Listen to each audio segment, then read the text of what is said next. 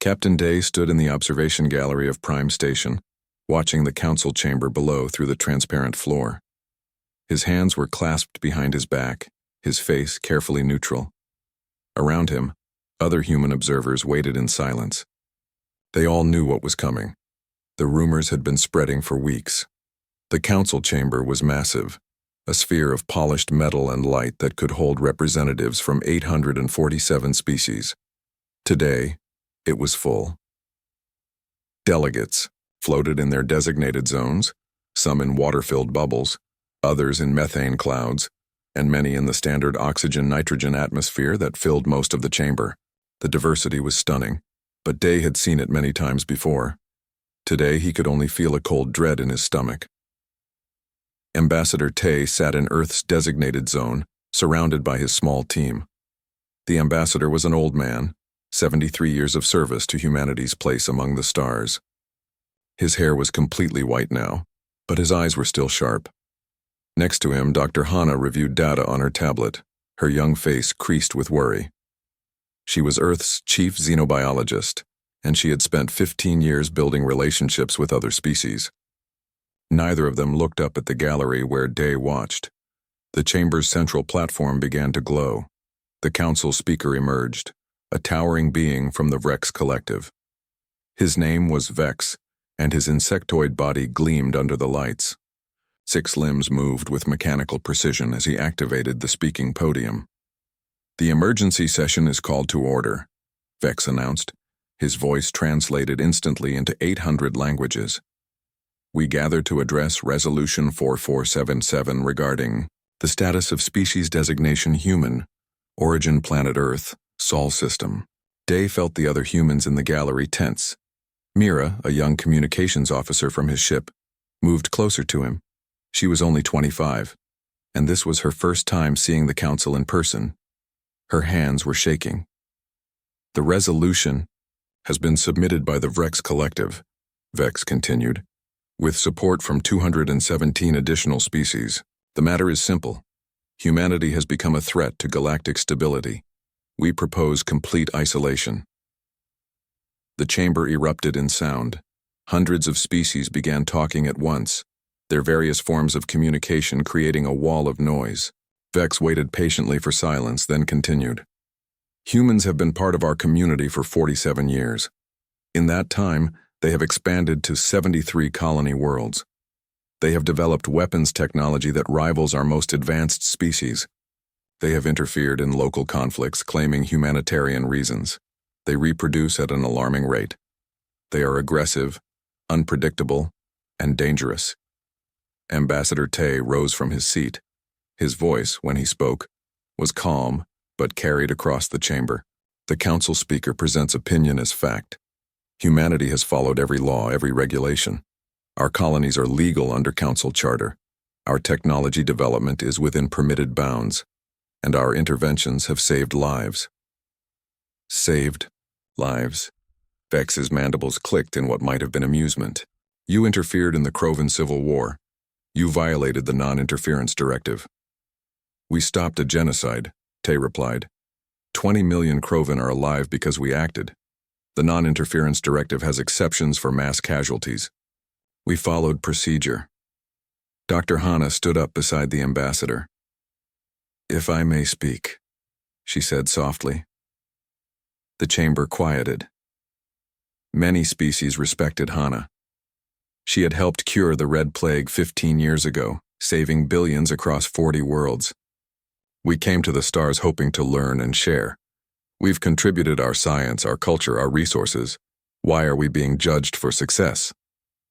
A delegate from the Tauran Commonwealth spoke up, their crystalline form chiming like bells.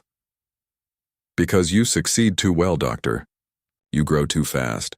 You want too much. You remind us of the ancient empires that once conquered this galaxy. We cannot allow that history to repeat." More voices joined in. Some defended humanity, but more spoke against them. Day listened to the litany of complaints. Humans were too curious. Humans asked too many questions. Humans didn't respect tradition.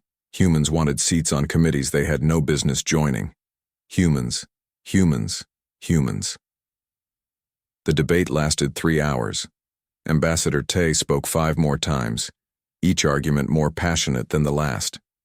He reminded the Council of human contributions. He showed records of cooperation.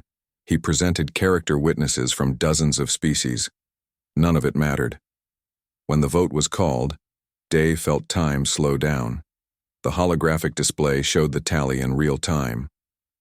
Green lights for rejection of the resolution, red lights for acceptance. The red lights multiplied quickly, spreading across the display like blood in water. Final tally: 731 species voted for isolation. Only 116 voted against it. Humanity was alone. Vex read the terms in his emotionless translated voice. Earth and all human colonies are hereby isolated from galactic affairs. All human personnel must withdraw from council space within 60 standard days. All embassies must close. All trade agreements are void. All security pacts are terminated. A quantum barrier will be erected around the Sol system. Humans will not be permitted to leave. This isolation will remain in effect indefinitely, subject to review every 50 years. 60 days. They had 60 days to pack up 47 years of civilization among the stars. 60 days to abandon everything they had built. Ambassador Tay stood silently for a long moment. Then he bowed, the gesture stiff and formal. The United Earth government will comply with the Council's decision, he said quietly. We will withdraw peacefully. We will not resist, but we will remember this day. The session ended. Delegates began to leave, some quickly, others with lingering looks toward the human section. Day saw a few who seemed ashamed, but most looked relieved. The scary humans were being put in a cage. They could all sleep better now. Day turned to leave the gallery. Mira was crying silently, tears running down her face. The other observers stood in shock. One man, a colony administrator, was arguing with someone on his communicator. I don't care what they voted, he was shouting. We have 3 million humans on Tarsus 4. How do we evacuate 3 million people in 60 days? The walk back to their ship felt endless. The Harmony was docked at Prime Station's human berth, a sleek diplomatic vessel that had carried ambassadors and scientists between the stars for 20 years.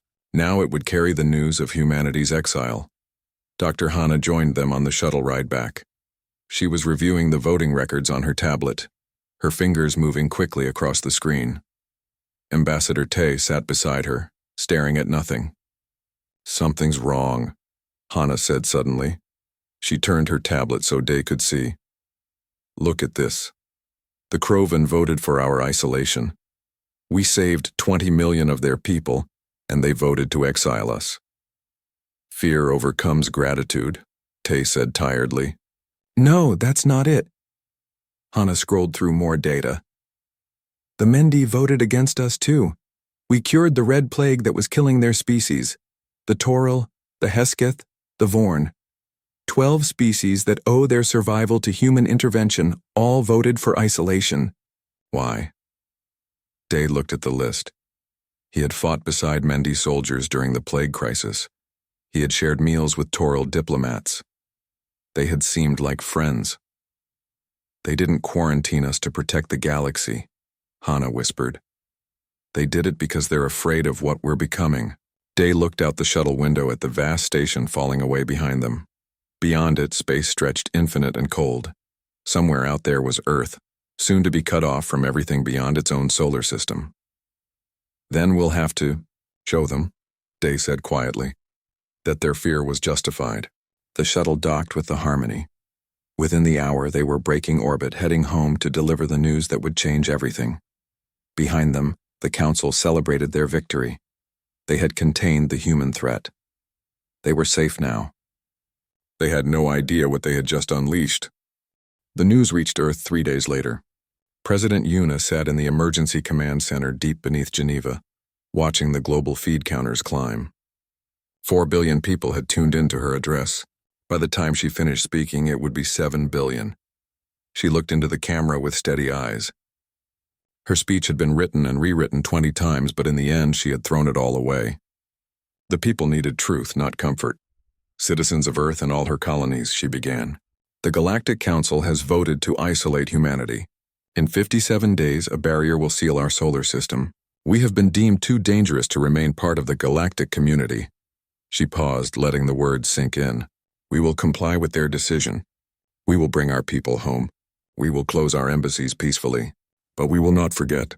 And we will not forgive. The broadcast showed reactions from around the world. In Seoul, people gathered in the streets, silent and shocked. In New York, protesters surrounded the former council embassy building. In the lunar colonies, workers stopped mid-shift, staring at screens in disbelief. On Mars Station 7, someone threw a chair through a window. Admiral June watched the broadcast from Fleet Command in orbit above Earth. He was a tall man, 56 years old, with gray streaking his black hair. He had served in the United Earth Fleet for 34 years, rising from a shuttle pilot to Supreme Commander. Now he faced the greatest challenge of his career. How many ships do we have? He asked his staff. Commander Lee, his tactical officer, pulled up the displays. 412 military vessels of all classes. Another 800 civilian ships capable of interstellar travel. And 2 million humans scattered across 73 colony worlds. 60 days to bring them all home. June shook his head. It's not enough time. We'll make it enough, Lee replied. The evacuation began immediately. Every ship that could fly was pressed into service. Passenger liners, cargo haulers, mining vessels, even personal yachts. They scattered across the galaxy like seeds on the wind, racing against the countdown. On Tarsus 4, Colonial Administrator Park oversaw the evacuation of 3 million people. The spaceport ran 24 hours a day, ships landing and launching in a constant stream. Families packed what they could carry. Everything else was left behind. Homes, businesses, farms, schools. 40 years of building abandoned in weeks. Park stood on the landing pad watching a family board a transport. The mother was crying. The father carried a small child. The child was waving goodbye to a dog that barked from behind a fence. Pets couldn't come. There wasn't room. I'm sorry, Park whispered to no one. But the evacuation was only part of the story. Deep beneath the lunar surface, something else was happening. Something secret. Admiral June took a private shuttle to Tycho Base, the fleet's primary research facility. He traveled alone, no guards, no staff. The base commander met him at the airlock. Phoenix Protocol is active, the commander said simply. They descended through 3 layers of security. Biometric scans, quantum encryption, old-fashioned armed guards. Finally, they reached a conference room carved from lunar rock. Inside, 12 people waited. The smartest minds humanity had. Dr. Hana was there, transferred back from Prime Station. Engineer Bin sat at the head of the table, his hands covered in grease from working in the shipyards. Others represented different fields: quantum physics, artificial intelligence, weapons development, biotechnology. We have 57 days, June said without preamble. The council thinks they're putting us in a cage. We're going to prove them wrong. Phoenix Protocol begins now. Engineer Bin activated the holographic display. The solar system appeared, rotating slowly. We've been preparing for this possibility since first contact, he said. We hoped we'd never need it. We were wrong. The display changed, showing hundreds of construction sites throughout the solar system. Shipyards in orbit around Earth, the Moon, Mars. Mining operations in the asteroid belt. Research stations near Jupiter. All of them were already working at full capacity. The council gave us their barrier specifications as a courtesy, Dr. Hana said, her voice bitter. They wanted us to understand what would contain us. What they don't know is that we've been studying their quantum technology for 20 years. The barrier is based on human theoretical work that the Toril claimed as their own 30 years ago. You can break it? June asked, eventually. But that's not the plan. Hana pulled up new data. We're going to use the barrier. It will hide us. While the galaxy thinks we're trapped and helpless, we'll be rebuilding everything. Bin took over the presentation. Every shipyard is being retasked. We're not building transport ships or science vessels anymore. We're building something new. Warships like the Council has never seen. Ships that can outrun, outgun, and outlast anything in the galaxy. We're going to need resources, someone said. We have them. Bin zoomed the display to the asteroid belt. 16 Psyche alone has enough metal to build 1 million ships. Ceres has water and organic compounds. The Jovian moons have hydrogen and helium. Our solar system has everything we need. Over the next weeks, the evacuation continued while Phoenix Protocol accelerated. 2 million humans came home, bringing with them something more valuable than possessions. They brought intelligence. Every returning human had worked with alien species. They knew council technology, council tactics, council weaknesses. Diplomats carried encrypted files with classified information. Merchants knew trade routes and supply chains. Scientists understood alien research better than the aliens themselves. 47 years of integration had taught humanity everything about their neighbors. Captain Day delivered a particularly valuable package. During the journey home, he had compiled a complete analysis of Council military capabilities. Ship counts, weapon specifications, tactical doctrines, command structures, everything. The Vrex Collective has the largest fleet, he reported to Admiral June. 10,000 warships, but they're old designs, built for intimidation rather than combat. They haven't fought a real war in 300 years. And they think we're the dangerous ones, June said quietly. With 40 days remaining, every human was back in the solar system, except for a few diplomats who would stay until the end. The galaxy watched nervously, expecting resistance, violence, desperation. Instead, they saw peaceful compliance. Ships returned home. Embassies closed quietly. Humans said polite goodbyes and departed. The council relaxed. See? The humans knew their place. The isolation would be easy. On Earth, President Yuna gave another address. "We are home," she said. "Every human has returned to the Sol system. We thank the Council for their years of cooperation. We bear them no ill will. We wish them peace and prosperity. And we look forward to the day when we might meet again as equals." The words were diplomatic. The meaning was clear to those who listened carefully. As equals, not as supplicants, not as junior members grateful for scraps of acceptance. As equals. With 30 days remaining, the asteroid mining operations went into overdrive. Entire asteroids were consumed, broken down into component elements refined into raw materials. The output was staggering. More metal and minerals in 1 week than humanity had processed in the previous century. Engineer Bin worked 18-hour days in the orbital shipyards. Around him, thousands of construction bays built new vessels. Not slowly, one at a time, but in assembly lines. Hulls, drives, weapons, shields, modular components that could be combined in different configurations. The ships were ugly, utilitarian things. No grace, no art, just function. "Beautiful," Bin said, watching a new destroyer take shape. With 10 days remaining, the quantum barrier generators were towed into position. Massive structures, each one the size of a small moon, placed at strategic points around the solar system. The Council sent engineers to supervise the installation. They were polite, professional. They explained how the barrier worked, how it would seal the system completely. Dr. Hana thanked them for the information. She took detailed notes. The Council engineers never suspected that she understood the technology better than they did.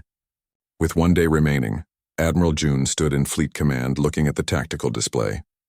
The solar system was ready. 3,000 new ships had been built in 60 days. 50 more were being completed every day. Mining operations ran at capacity. Research facilities pushed the boundaries of human science. The last diplomats came home. Ambassador Tay, gray and tired but unbowed. His staff, including young Mira, who had cried in the gallery at Prime Station. They boarded the last transport and broke orbit. At exactly midnight Universal Standard Time, the quantum barrier activated. Energy cascaded across the solar system's edge, forming a wall that nothing could pass. Earth went dark to the galaxy. Communications cut off. Sensors went blind. The Sol system became a black box, sealed and hidden. On Prime Station, Counselor Vex watched the barrier complete. "It's done," he said with satisfaction. "The human threat is contained." On Earth, Admiral June watched the same barrier from the inside. Around him, his command staff waited in silence. 3,000 warships hung in formation, with more joining every day.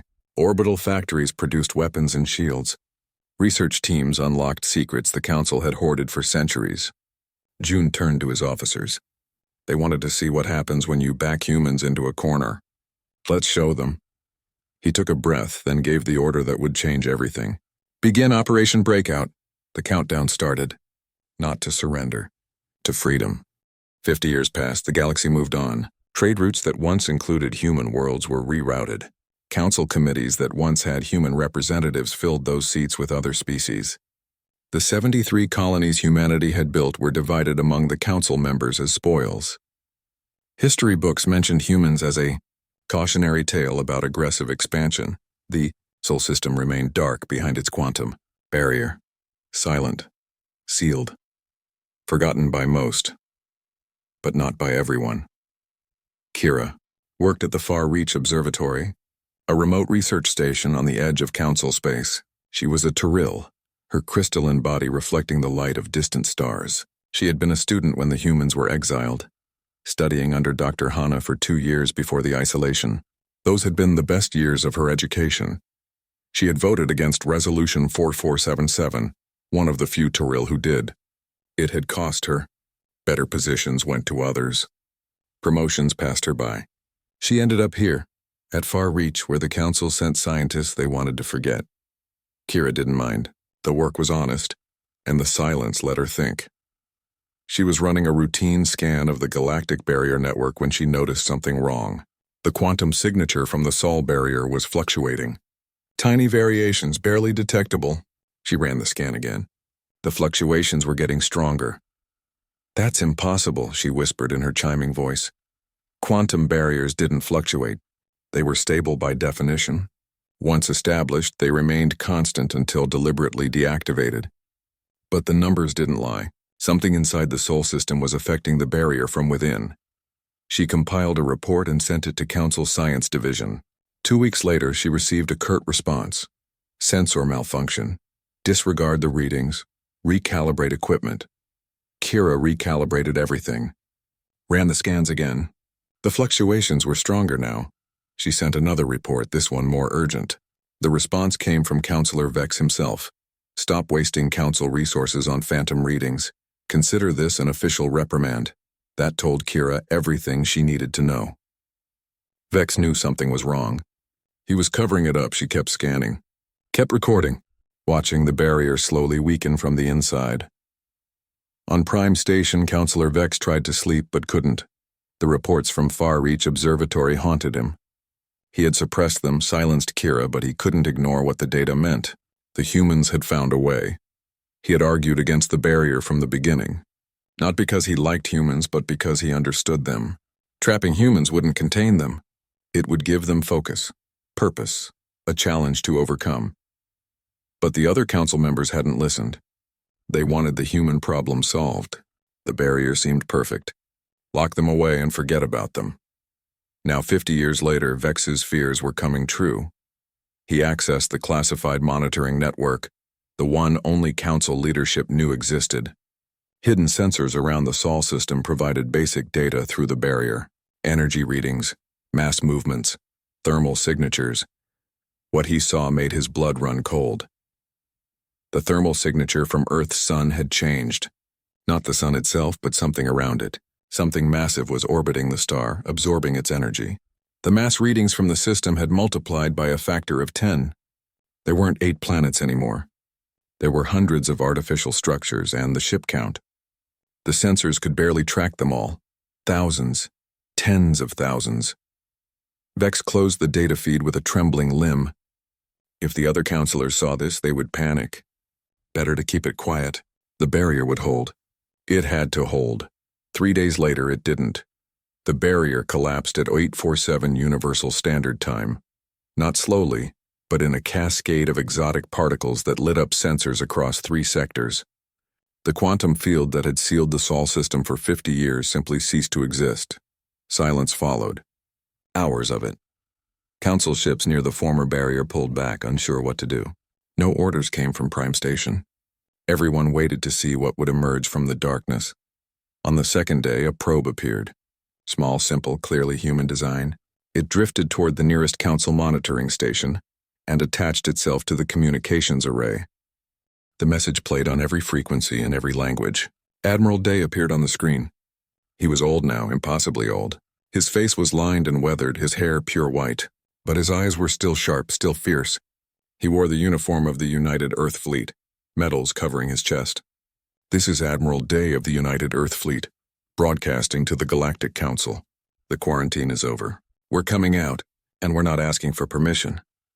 The message ended. No explanation. No demands. Just a simple statement of fact. On Prime Station, emergency sessions were called. Council members argued and shouted. Some demanded immediate military response. Others urged diplomacy. A few suggested simply leaving the humans alone and hoping they would stay in their system. Counselor Vex knew better. The humans wouldn't stay. They couldn't. It wasn't in their nature. He ordered long-range scans of the Sol system. The sensors struggled to penetrate the dissipating barrier energy, but eventually, images came through. The council chamber fell silent as the data appeared on the central display. The Sol system was unrecognizable. Earth still existed, green and blue and beautiful. But everything else had changed. The asteroid belt was gone, completely mined out. In its place floated hundreds of massive habitats, each one capable of housing millions. Mars had been terraformed, its surface covered in domes and cities. Jupiter's moons were industrial complexes that glowed with the heat of constant production. And around the sun, a Dyson swarm, millions of solar collectors forming a loose sphere that captured the star's energy. The power output was unimaginable. But the ships, they emerged from Earth orbit in perfect formation. 50,000 vessels of various sizes, from small destroyers to massive dreadnoughts that dwarfed anything the Council had. They moved with coordination that suggested AI control, but with creativity that proved human minds guided them. The lead ship broadcast on all channels, a young voice, confident and clear. "This is Captain Young Jin of the Earth Fleet Ship Defiance. Ready for first contact again?" The mockery in his tone was obvious. The threat implicit. The entire galaxy held its breath. Kira, watching from Far Reach Observatory, felt something she hadn't felt in 50 years. Hope. The humans were back. And they were magnificent. On Prime Station, Counselor Vex knew that everything had changed. The galaxy had voted to isolate humanity, thinking they were protecting themselves from a threat. Instead, they had given that threat 50 years to grow unchecked, unobserved, and utterly determined to prove the Council wrong. He opened a communication channel to the VREX Collective Military Command. "Mobilize the fleet," he ordered. "All of it. What are we facing?" the commander asked. Vex looked at the tactical display, at the 50,000 human ships that hung in space like predators circling prey. He thought about the resources of an entire solar system bent to a single purpose. He thought about human determination, human creativity, human stubbornness. "Everything we feared," he said quietly. "And worse than we imagined. The human fleet didn't advance. They simply waited, letting the galaxy come to terms with what they had become, letting the fear sink in, letting every species that had voted for isolation understand that they had made a terrible mistake."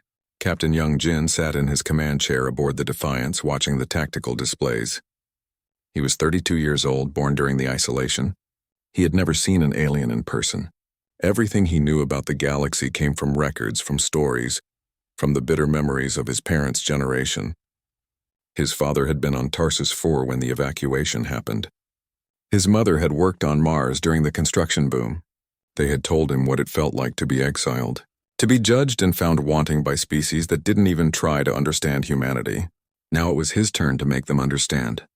"Sir, we're receiving thousands of transmissions," his communications officer reported.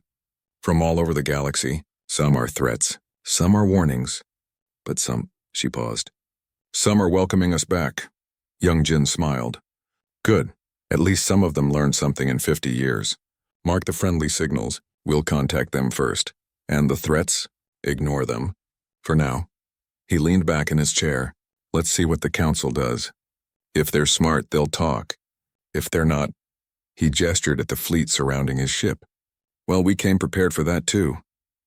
Behind him, the ship's AI core hummed with processing power. Around him, 50,000 warships waited for orders. Ahead of him, the galaxy sprawled in all its glory, beautiful and vast and utterly unprepared for humanity's return. The exile was over. The reckoning was about to begin. Captain Young Jin gave the order at dawn, Earth Standard Time. "Begin reclamation operations."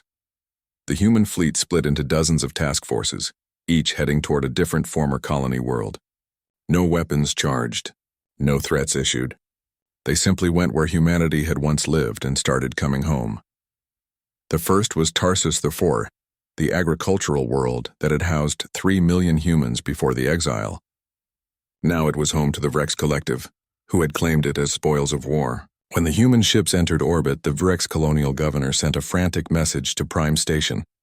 "They're here. Human ships, hundreds of them. What do we do?" The response took 3 hours to arrive. By then it was too late. The human ships didn't fire. They didn't threaten. They simply broadcast a message to the surface. This world was built by human hands. The farms, the cities, the infrastructure, all of it, we're taking it back. You have 48 hours to evacuate. Transport ships are standing by to assist. No one will be harmed, the Vrex governor tried to argue, tried to claim legal ownership, tried to call for military support. But the human ships just waited, patient and immovable. After 24 hours, the Vrex started boarding the transport ships. What choice did they have? The humans had 300 warships in orbit. The Vrex had nothing. The same scene played out across 73 worlds. Human fleets arrived, made polite announcements, and waited. Some colonies evacuated immediately. Others tried to resist. None succeeded. On Prime Station, Counselor Vex watched the reports flood in. Every former human world was being reclaimed. Peacefully, legally even, the humans cited council law, pointing out that the original exile had never transferred legal ownership of the colonies. The barrier had only isolated the humans, not revoked their property rights.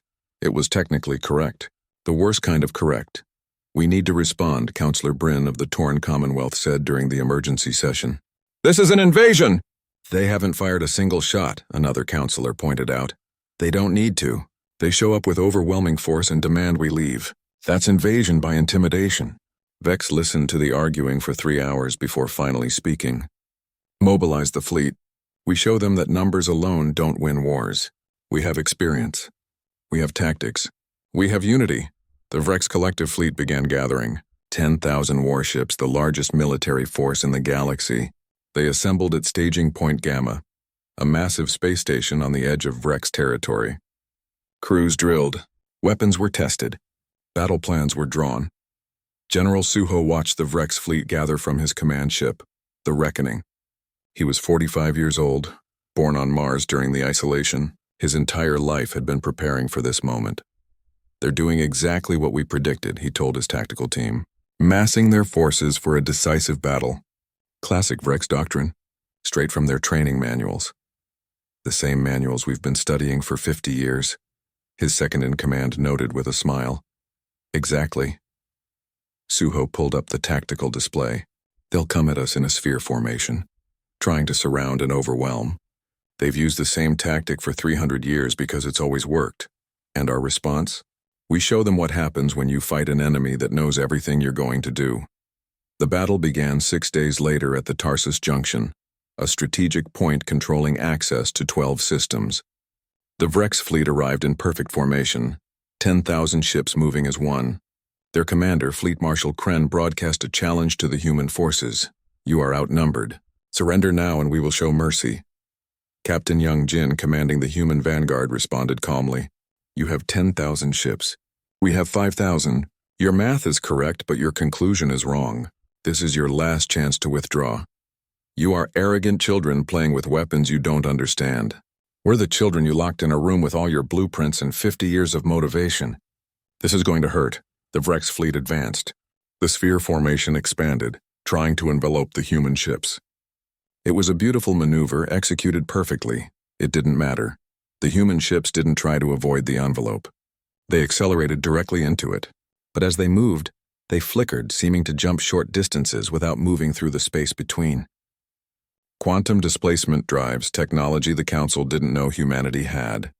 The Vrex weapons fired, but the human ships were never where the targeting computers predicted. Adaptive shielding absorbed hits that did connect, learning and adjusting in real time. And the human counterfire was devastating. Each human ship acted independently but moved as part of a greater whole. AI coordination allowed them to share targeting data, predict enemy movements, and respond faster than any biological crew could.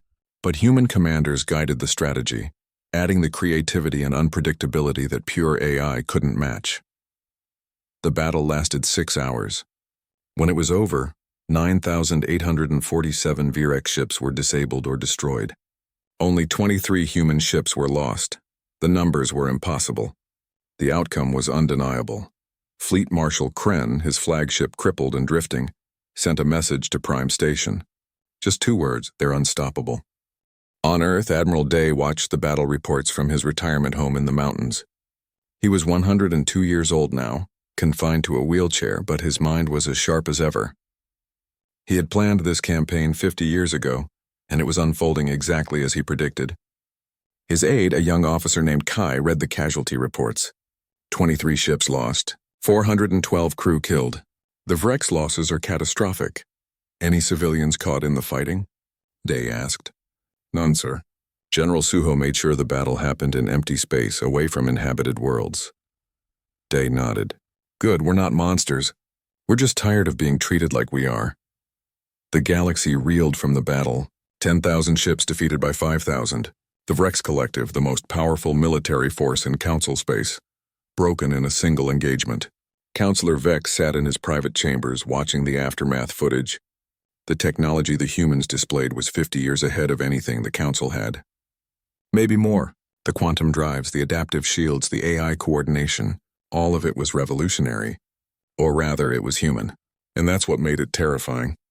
A communication request came through. Marked Priority Alpha, personal and encrypted.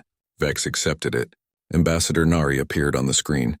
She was young, barely 40, with the sharp eyes and sharper tongue of a new generation of human diplomats. She wore a formal suit, Earth style, and she didn't smile. Counselor Vex, I bring terms from the United Earth government. Terms? Vex's mandibles clicked with what might have been amusement or despair. You've already taken what you want. What terms could you possibly need? We want several things, Nari said crisply. First, a formal apology from the Council for the illegal exile of humanity. Second, reparations for the resources and opportunities lost during 50 years of isolation. Third, the return of all seized human assets. And fourth, the immediate dissolution of the current Council leadership and the creation of a reformed governing body. You demand we overthrow ourselves? We demand you take responsibility for your actions. Nari's voice was ice. You exiled us without just cause. You stole our colonies. You tried to erase humanity from galactic history. And when we came back stronger than ever, you tried to destroy us. Those actions have consequences. And if we refuse, then we continue reclaiming what's ours. We've retaken 73 worlds without firing on civilians. We defeated your largest fleet without targeting life support or escape pods. We've shown restraint. Don't mistake that for weakness.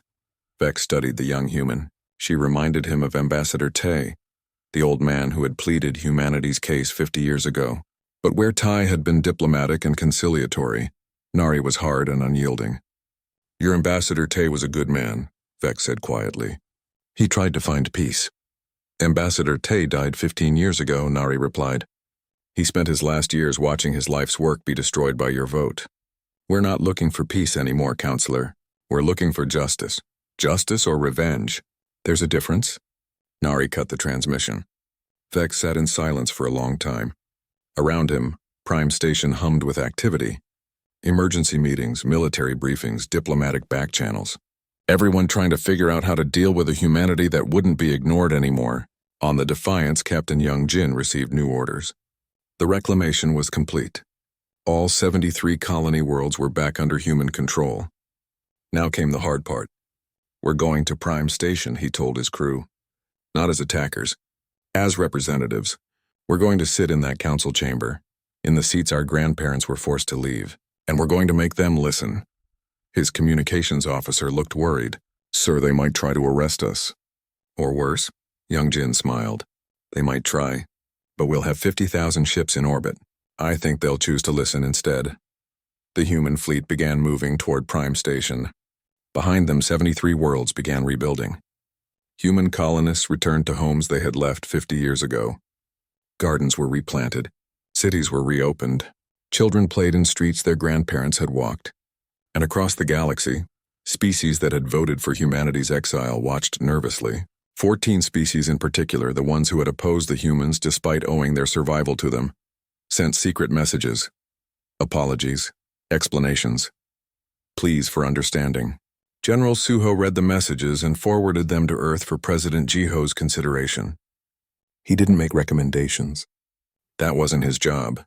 His job was to ensure that humanity never had to leave again. The fleet reached Prime Station 1 week later. 50,000 ships took up positions around the ancient station, a show of force that made everyone nervous. But no weapons charged. No threats were issued. Ambassador Nari docked with the station in a small diplomatic shuttle. She brought no guards, carried no weapons, just herself and a data pad containing humanity's demands. She walked through the station's corridors, remembering the stories her grandmother had told about how humans had once worked here, lived here, been part of the galactic community, about how they had been cast out and humiliated. Never again, Nari thought. Never again. She entered the council chamber. Every seat was full. 847 species watched her walk to Earth's former position. The seat was still empty, waiting. Nari sat down. The human delegation, she announced calmly, is now in session. Captain Young Jin led the expedition to First Light with a sense of destiny. The dead world orbited a red giant star in unclaimed space, far from any council territory.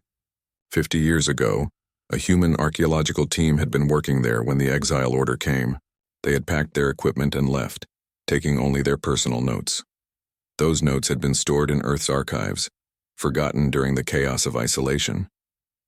Until 3 weeks ago when Kira, the Tyrell scientist who had detected the barrier's collapse, defected to humanity with a gift, classified Vrex intelligence files. The files revealed why the Vrex had pushed so hard for humanity's exile. It wasn't fear of human expansion or military power. It was fear of what humans might discover on First Light. The Defiance entered orbit around the ancient world. Scanners showed ruins beneath the rust-colored sand, structures that predated every known civilization. The original human team had barely scratched the surface before being recalled. "Take us down," Young Jin ordered. The landing party included Jin, Dr. Hana, now 92 years old but insisting on coming, and a team of archaeologists who had spent their entire lives studying alien cultures from behind the barrier. This was their first chance to see actual alien ruins. The structures were massive, built from a material that didn't appear in any database. They stretched for hundreds of kilometers, partially buried but still imposing. Dr. Hana knelt in the sand, running her scanner over the nearest wall. "The age readings are impossible," she whispered. "This is millions of years old, older than any civilization we know of." "The progenitors," Young Jin said. It was a legend, a myth told across the galaxy. The progenitors, the first civilization, the ones who had supposedly uplifted all other species from primitive life. Most scholars dismissed it as fantasy, but the evidence was here, carved in stone and metal that had survived epochs. They entered the main structure through a collapsed section. Inside, the walls were covered in symbols, mathematical equations, and star charts. Dr. Hana's team worked quickly, scanning everything, translating what they could. After 3 days, they found the archive. It was a chamber deep underground, preserved perfectly in a stasis field that still functioned after millions of years. Inside were data cores, storage devices of a technology so advanced it made council tech look primitive. Dr. Hana interfaced her equipment with the cores carefully. The data began flowing. Historical records, scientific treatises, cultural information, and the truth. The progenitors had existed.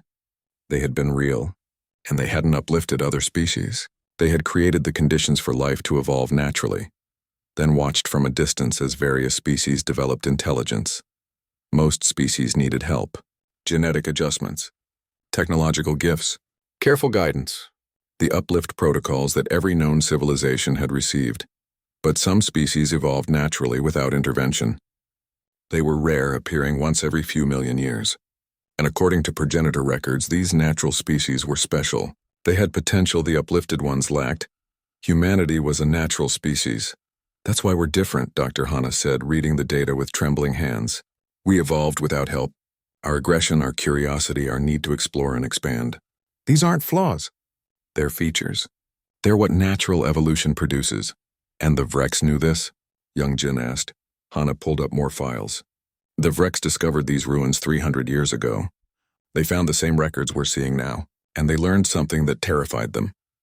The final progenitor message appeared on the screen, written in a language that the translation software struggled with, but the meaning was clear. We have transcended physical form and departed to explore higher dimensions. We leave behind these records for the species that will follow. Most will need guidance to reach their potential, but watch for the natural ones. They are rare, but they are our true heirs. When you find them, do not fear them. Do not try to control them. Help them, guide them, and one day they will join us among the stars. The Vrex had found this message. They had learned that humanity was a natural species, and they had realized what that meant. Humans were the progenitors' designated heirs. The Vrex, uplifted late in galactic history, had always felt inferior. They had compensated by becoming the Council's military power, by dominating through force. The discovery on first light threatened everything.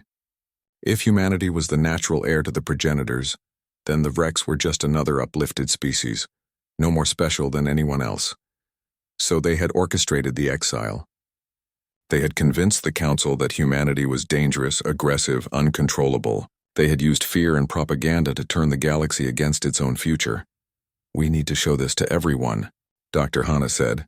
Admiral Day received the transmission from First Light while sitting in his garden on Earth. The flowers were blooming. Roses and chrysanthemums his wife had planted before she died. He read the progenitor records slowly, carefully, his old eyes straining. When he finished, he smiled. It was a sad smile, but genuine.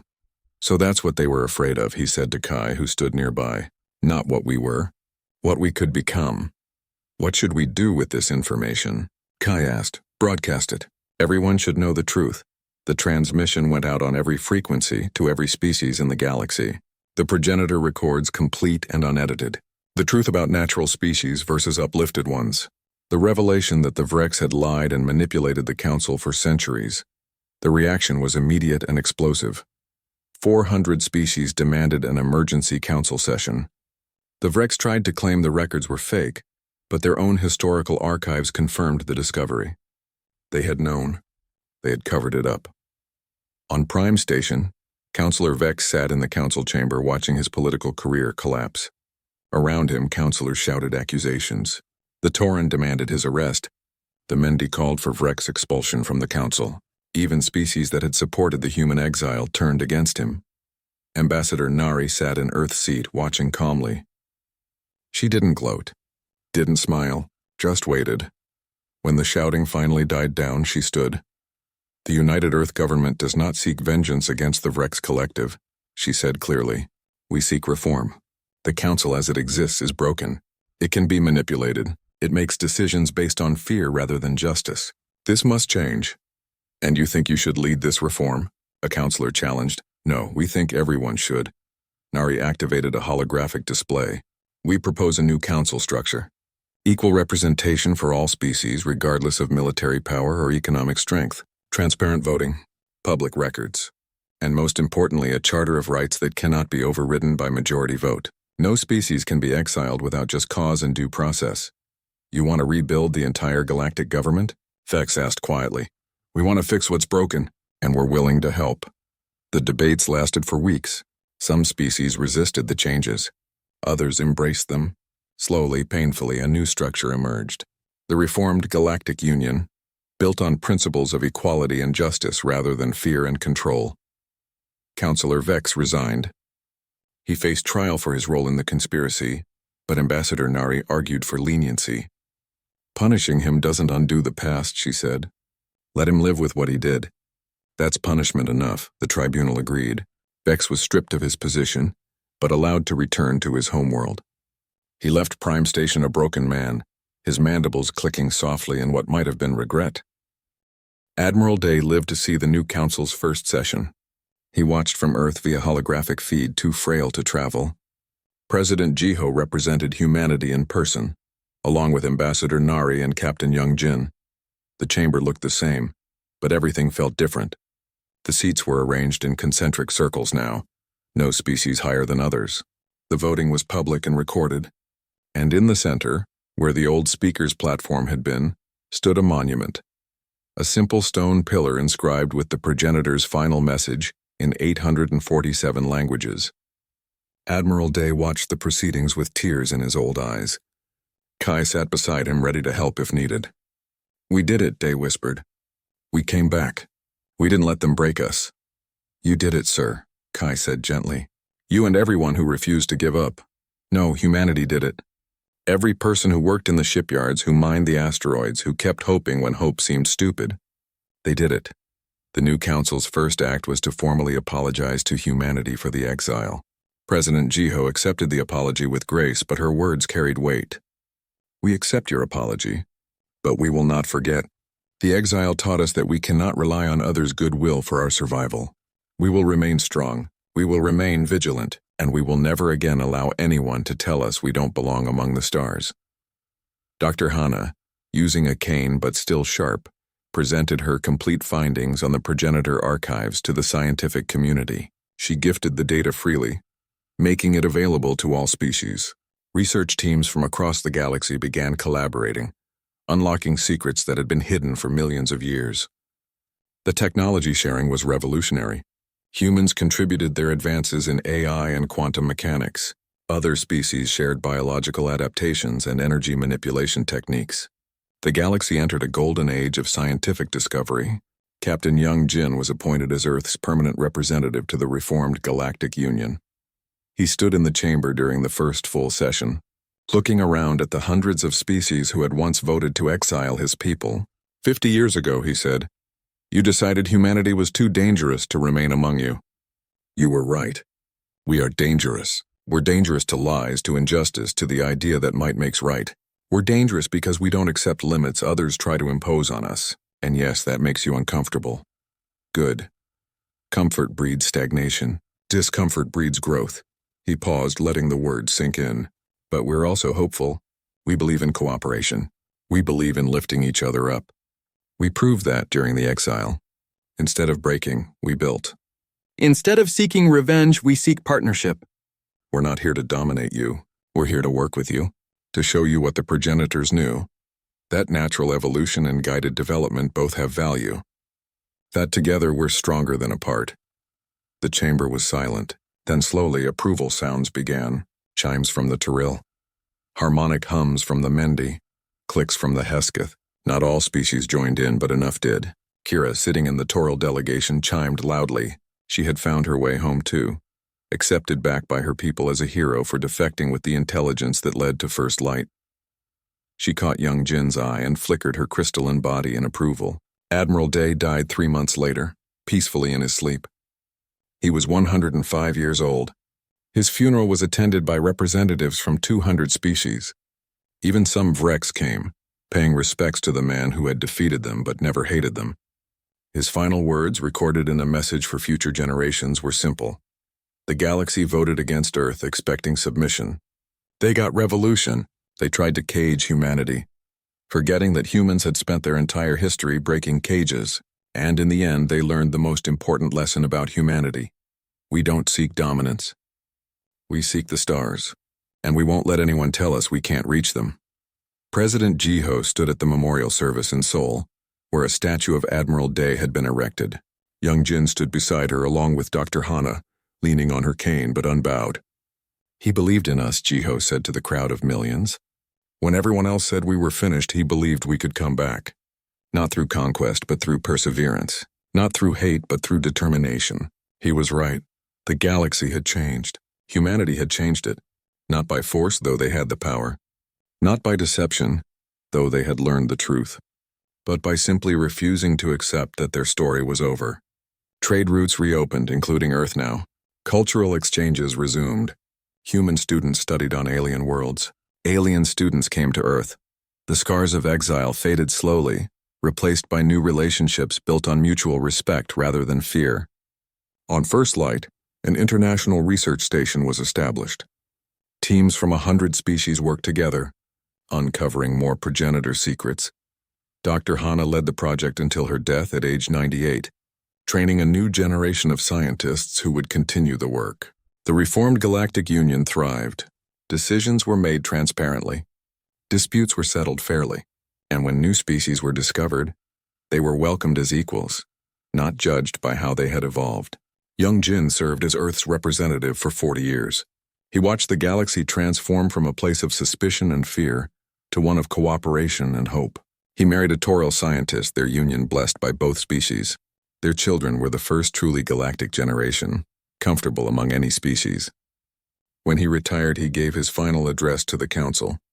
My grandparents were exiled from this chamber, he said. They were told they didn't belong, that they were too different, too dangerous, too human. 50 years later, I stand here not as a conquered enemy or a begrudging ally, but as a full partner. That transformation didn't happen because we forced it. It happened because we proved that being different isn't a threat. It's a strength. He looked around the chamber one last time. The galaxy tried to stop humanity's rise. Instead, they gave us the motivation to rise higher than anyone imagined. So thank you to everyone who voted against Earth. You taught us what we were truly capable of. You showed us that when humans are cornered, we don't surrender. We build, we innovate, we overcome, and most importantly, we forgive. Because that's what separates us from those who would cage us. We remember, but we move forward. The chamber erupted in approval, not just from humans, but from hundreds of species who had learned to see humanity not as a threat, but as the future. And somewhere among the higher dimensions the progenitors had ascended to, ancient beings watched with satisfaction. Their natural heir had found its place among the stars, not through domination, but through perseverance, not through fear, but through hope.